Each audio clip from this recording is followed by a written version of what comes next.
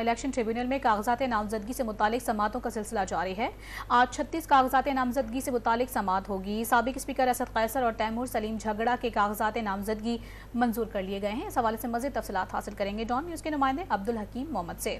عبدالحکیم، بتائیے گا آج کن امیدواروں کے کاغذات نامزدگی سے متعلق سماعت کی جائے گی؟ جی بالکل، ملک کے دوسرے شہروں کی طرح صوبائی دارالحکومت پشاور میں بھی جو کاغذاتی نامزدگی کی مسترد اور منظور ہونے کا سلسلہ جاری ہے۔ پشاور میں جو اپیلیٹ کورٹس قائم ہیں اس 3 کورٹسوں میں اب تک 141 کل جو کاغذاتی نامزدگی مسترد ہونے والے امیدوار تھے ان کی کاغذاتی نامزدگی جمع کروائے ہیں اور کیسز فائل کی گئی ہیں۔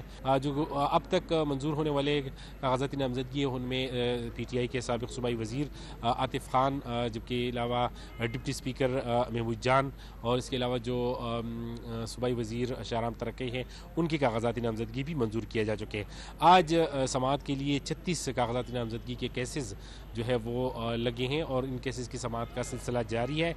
تاہم مزید کیسز کا سماعت جاری ہے اور یہ سماعت کا سلسلہ جو ہے وہ 10 جنوری تک جاری رہے گا۔ جی